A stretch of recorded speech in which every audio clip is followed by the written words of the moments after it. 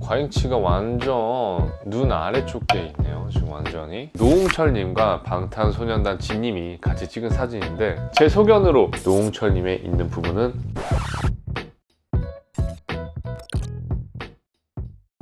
GMI 안녕하세요. GMI 치과의사 서재원입니다. 오늘은 이 사진 아주 유명하죠. 노홍철님과 방탄소년단 진님이 같이 찍은 사진인데 노홍철 씨가 입을 아주 크게 벌리고 있는데 안쪽에 아주 도드라지는 구강 내에 무언가가 보이고 있어요.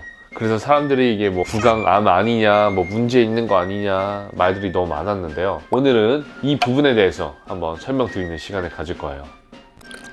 이 부분을 바로 하악골륜기, 영어로는 토러스라고 부르는데요. 대표적으로 구강 안쪽, 아래쪽에 나올 수 있는 부분들이 이 하악골륜기라고 하는 구조물과 과잉치 두 개로 나뉠 수가 있는데요. 제 소견으로 이 사진을 봤을 때는 노홍철님의 있는 부분은 하악골륜기라고 말씀드릴 수 있어요. 하악골륜기는 이제 아래턱이라는 뜻이죠. 아래턱 안쪽에 송곳니와 작은 어금니 사이에서 나오는 뼈의 융기인데요. 뼈의 융기란 말은 이렇게 도드라져 보이게 나와 있는 부분이라는 거죠. 이 구조물을 가지고 있는 사람들은 전 세계 인구의 한 30% 정도가 된다고 해요. 이게 뭐 이상이 있거나 이런 건 전혀 아니에요. 가끔 저도 주변 분들이 물어보시는데 이게 원래는 하악골륜기를 갖고 있다가 인지를 하지 못하시는 분들이 있어요. 나중에 발견하시고 이거 다 문제 있는 거 아니냐, 이거 혹시 병원 가봐야 되는 그런 심각한 문제인 거니? 물어보시는 분들이 많은데 사실은 이 하악골륜기 자체는 크게 문제가 있는 부위는 아니고요. 직접적으로 생기는 원인은 사실은 불명확하긴 하지만 이 두 가지 요인, 유전적 요인과 환경적 요인으로 나뉠 수 있다고 해요. 유전적 요인은 아무래도 이제 부모님이 하악골륜기를 갖고 있는 경우에는 2세도 하악골륜기가 생길 확률이 높고, 환경적 요인으로 인해서 저장력이 세거나 아니면 이갈이 습관이 있다거나 그렇게 되면 교합력에 의해서 이 부분이 좀 더 생길 수도 있다고 하네요. 저도 지금 제가 혀로 만져보면 제 하악골륜기를 좀 느낄 수가 있는데요. 혹시 PD님들도 있으신가요? 그냥 느껴지거든요. 있는 사람도 있고 없는 사람들도 있는데 생각보다 많은 분들이 이 하악골륜기를 갖고 계세요. 노홍철 씨의 하악골륜기는 좀 많이 도드라져 있긴 하더라고요. 좀 많이 크긴 한데 사실 이거 자체도 문제가 있는 수준은 아니에요. 하악골륜기 자체가 직접적으로 뭐 구강 내에 미친 영향은 없기 때문에 이게 질병적으로 이상이 있다 이렇게 분류하고 있진 않아요. 그냥 놔둬도 되는 경우들이 대부분이지만 우리가 정말 하악골륜기가 너무나 과도해서 발음을 하기 힘든 경우나 구강 내에 틀니를 제작을 해서 넣어야 되는데 이 하악골륜기가 방해가 되는 경우에는 제거하는 수술을 하기도 해요.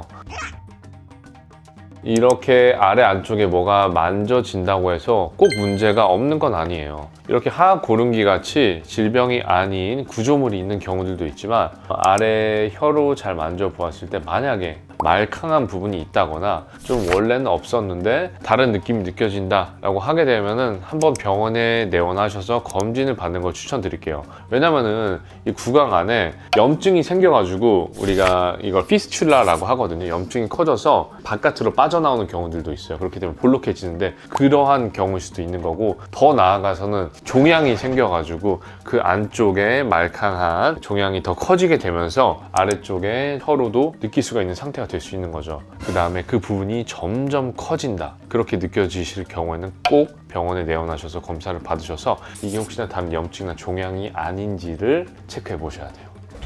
구강암이나 이런 걸로 발전할 수도 있는 거예요? 종양일 경우는 이걸 방치할 경우 구강암으로도 번질 수가 있는 거고, 염증 같은 경우에도 그대로 방치한다고 하면은 그쪽에 있는 뼈나 이런 부분들이 녹아서 사라질 수 있는 거죠.